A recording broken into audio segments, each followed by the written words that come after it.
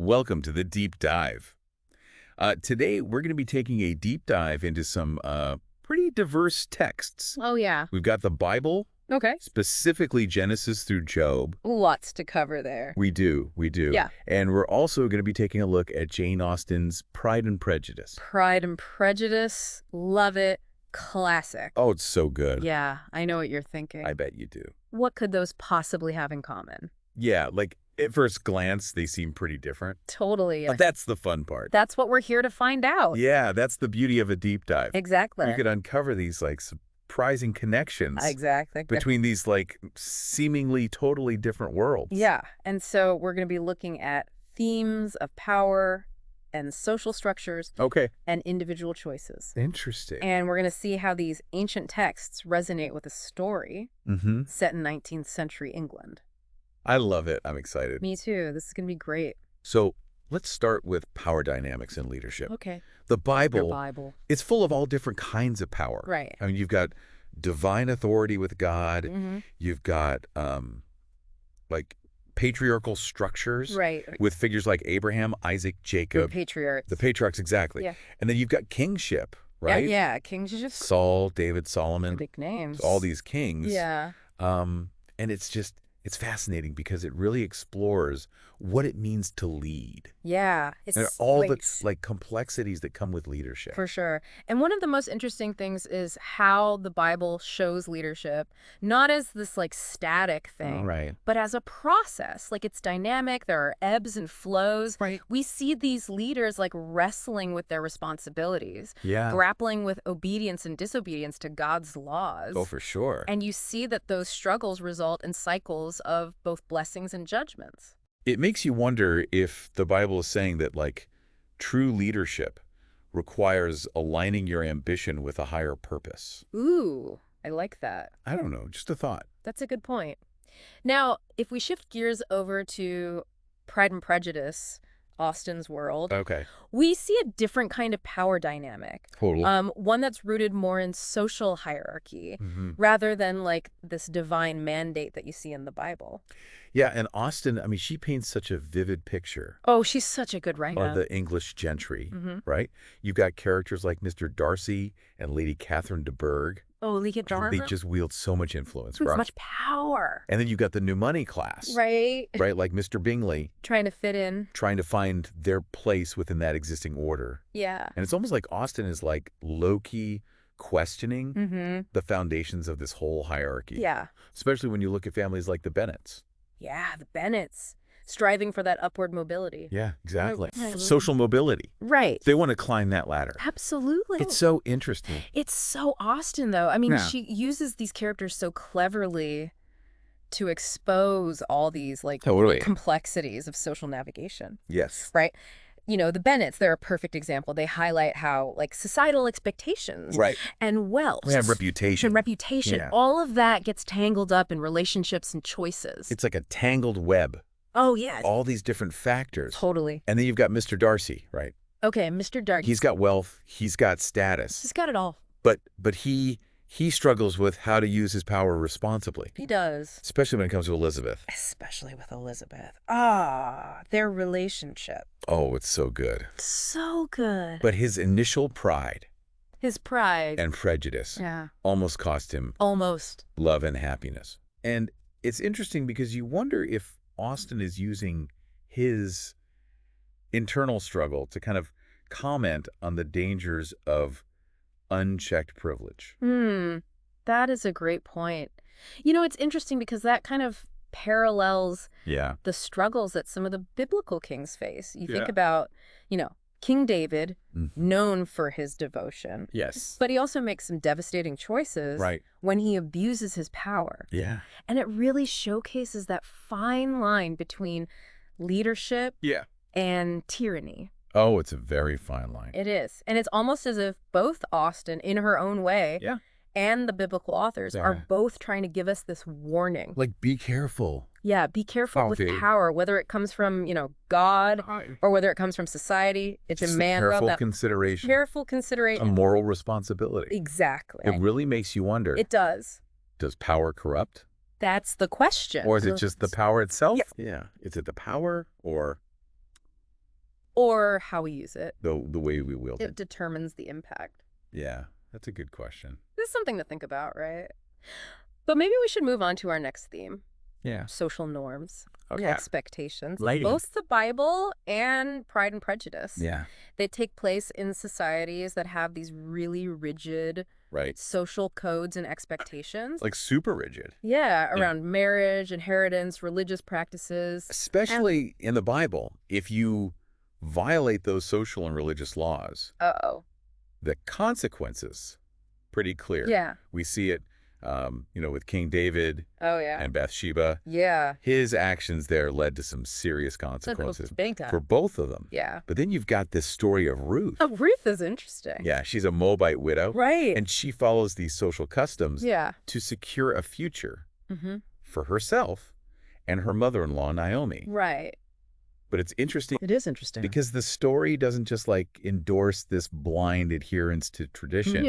It's more nuanced than that. It is. Like there's this subtle critique woven into the story. What are these customs? Yeah. I mean, Ruth's actions, they really show that true righteousness, it can go beyond those societal norms. It's deeper than that. Yeah, it's her kindness, it's her loyalty. Yeah. Not just her check, following the rules. Following the rule. It's that wins Boaz's heart. Oh, yeah. It's like being a good person is more important than just following the rules. Right. Just blindly following the rules. It challenges us to think. It really does.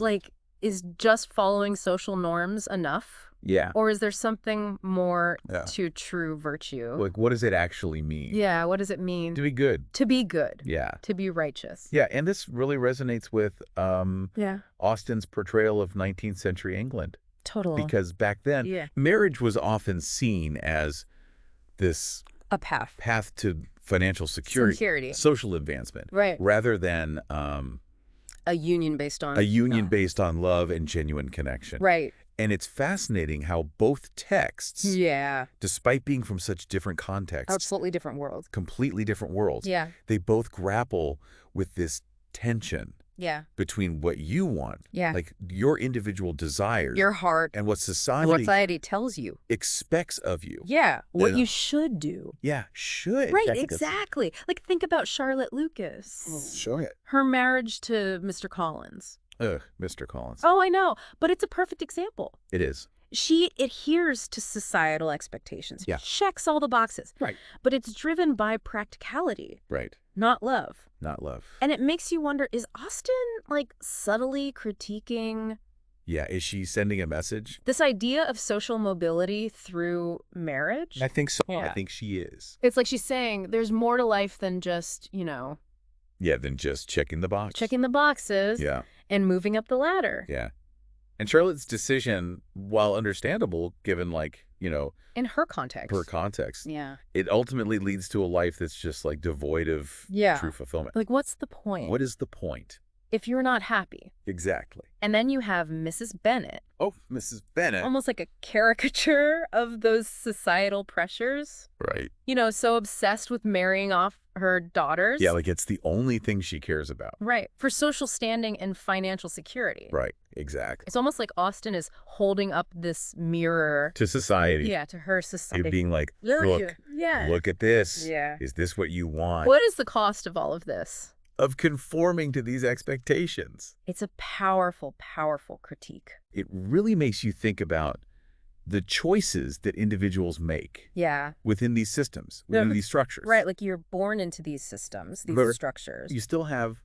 You have choices. Choices to make. Yeah. And both the Bible and Pride and Prejudice, they both emphasize this. They do. This impact of individual choices. Your choices have consequences. Whether they lead to blessings or curses. Yeah. The Bible is full of stories. Oh, yeah. Where choices shape destinies. Like Noah.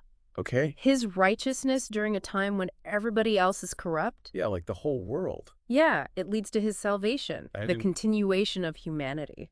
Wow. It's a big choice. It is a big choice. And the Israelites, right. Yes. They choose freedom over oppression. Right. They escape slavery in Egypt. It's such a powerful story. It is, and it shows you the power of collective action. Yeah, it's not just one person. It's not just one person making a choice. It's everybody? It's everybody. Yeah, then you've got King Solomon. Oh, Solomon. Right.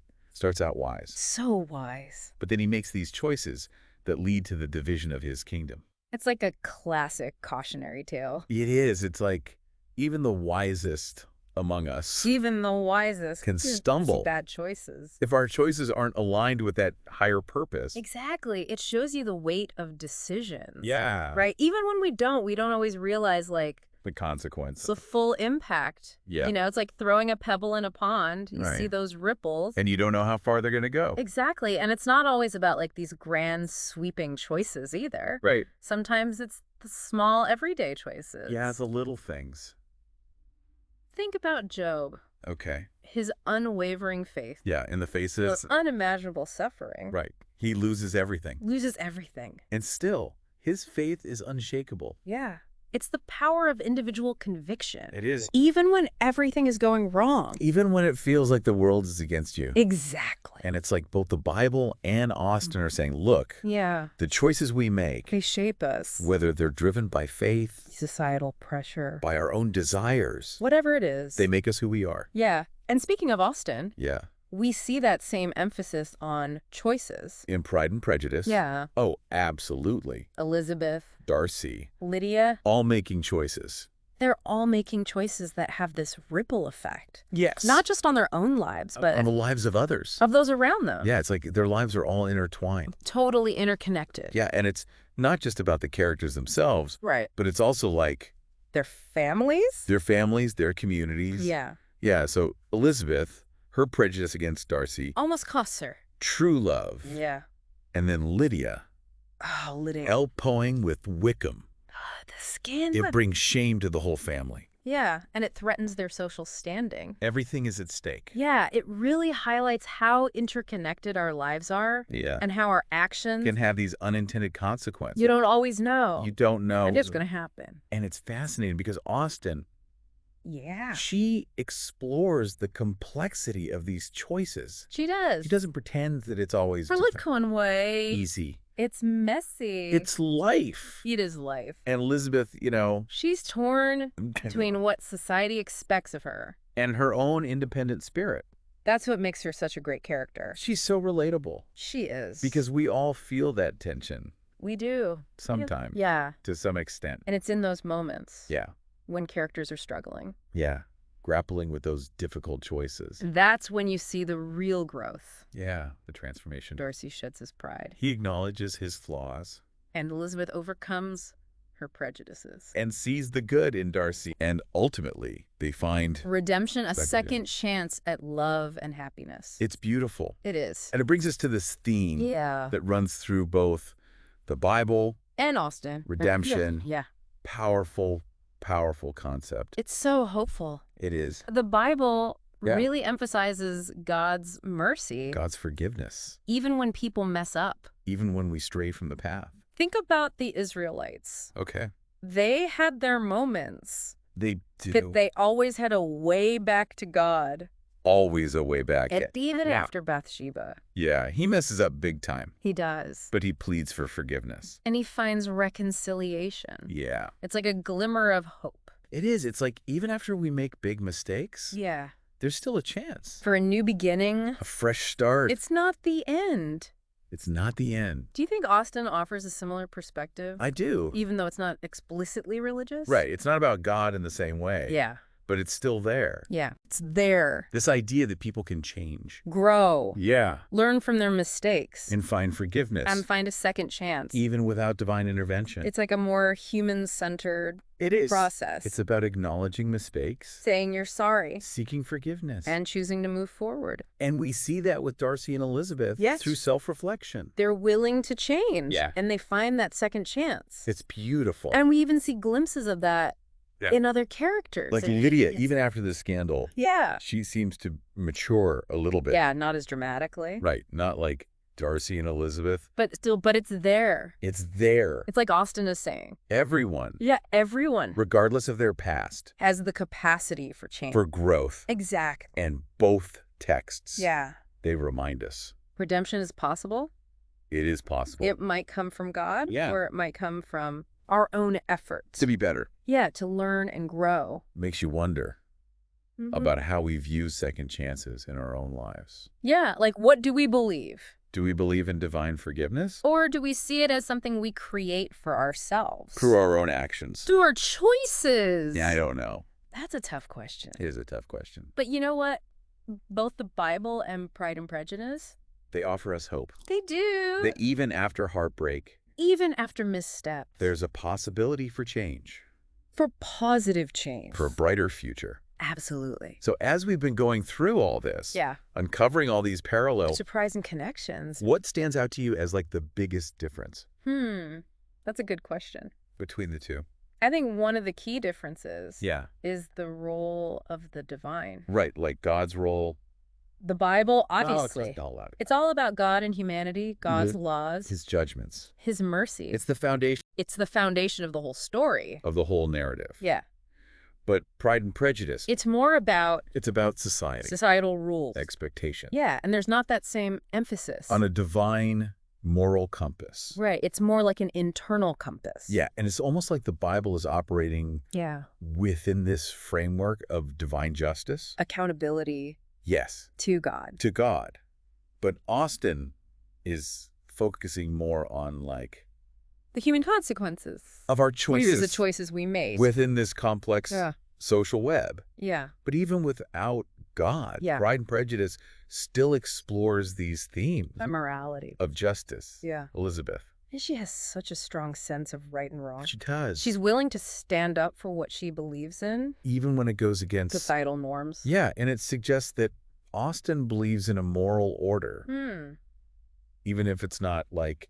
divinely ordained. It's not coming from God. Yeah. It's coming from somewhere. It's coming from within. It's like she's saying morality. This is part of... it's part of being human. Yeah, regardless of your beliefs. Your religion. And it's like she's challenging us to think about... where does our moral compass come from? Where does it come from? Is it from religion? Is it from society? Or is it from something deeper? Something inside of us. Yeah, something innate. And I think both texts... they make it clear. Choices have consequences. And the path to redemption. Whether it's through God's grace. Or personal growth. It requires us to confront our flaws. Yeah. To strive for something better. And I think that's what makes these texts so powerful. So resonant. Yeah, they speak to these universal truths. About the human experience. Yeah. Partial norms. And redemption. They're all there. It's like they're having this conversation. Across time. Across cultures. Inviting us to join in. To grapple with these timeless themes. Exactly. And as we wrap up our exploration of these two worlds. I'm curious, if you could ask one biblical figure or one character from Pride and Prejudice for advice on navigating life's choices. Who would you choose? And why? That's a tough one. It is, isn't it? There are so many good characters to choose from. Right. But I think I would go with Elizabeth Bennet. Elizabeth. Interesting choice. Yeah. What draws you to her? Out of all the characters. She's just so independent. Yeah. She's got that quick wit. She's sharp. And she's able to, like, you know, learn and grow from her mistakes. She's not perfect. No one is. But she learns. Exactly. And I think she would give some really good advice. Oh, for sure. On, you know, navigating life, like family dynamics. Societal pressures. All the tricky stuff. And, of course, matters of the heart. Matters of the heart. I mean, she's got experience with that. She does. What about you? That's a tough one. It is tough. I think if I had to choose... yeah. I would probably go with the prophet Elijah. Elijah? Yeah. Wow. That's a bold choice. He's a powerful figure. He is. I mean, the fiery prophet. Yeah, the one who challenged kings. Called down fire from heaven. Exactly. He's intense. He is, but he lived in a time of, like... great turmoil. Spiritual upheaval. Yeah. Lots of chaos. He faced opposition. Powerful opposition. But he never wavered. Never wavered. In his commitment. To truth. To justice. And I think that's something yeah. we could all learn from. Especially today. Especially today. It's interesting, right? It is. How we're drawn to different characters. Based on our own experiences. Our own struggles. And it just shows you how powerful these stories are. Yeah, they transcend time. They really do. They offer guidance. It's inspiration. Across generations. It's amazing. That's the beauty of literature. Yeah, what is it about literature that's so... It allows us to engage with these timeless questions about different perspectives. And it helps us understand ourselves, the world around us. It broadens our horizons. It does. Yeah. Speaking of broadening our horizons, what surprised you the most about comparing these two texts? Honestly, I was struck by how they both really grapple with this tension between what you want. Right, like individual desires. Individual desires. Versus what society expects of you. Those societal expectations. It's a constant battle. It is a battle. And it doesn't matter if it's ancient Israel or 19th century England. These characters. They all face these dilemmas. They're trying to navigate complex social structures. Trying to fit in. But also stay true to themselves. It's a universal struggle. It is. And what's amazing is that both of these texts, they offer hope. Hope that even within these constraints, there's room for individual agency. You can still make your own choices. You have the power to change. And whether it's through divine grace or personal growth. Or a little bit of both. Yeah, a little bit of both. Redemption is possible. It's always within reach. And that's a powerful message. It is. It resonates. Deeply. So, as we wrap up our deep dive, what's one final thought you'd like to leave our listeners with? I would say, don't underestimate the power of perspective. Oh, that's good. We've seen how looking at familiar things through a new lens can change everything. Can reveal new connections. And insights. So maybe there are other things in your life. Yeah. Books, ideas, experiences. That seem unrelated. But when you explore them together, they might offer a fresh perspective. On a problem you're facing. A decision you need to make. Don't be afraid to make those connections. Yeah, draw inspiration from unexpected sources. Keep exploring. Keep learning. Keep those intellectual gears turning. That's what it's all about. That's a great note to end on.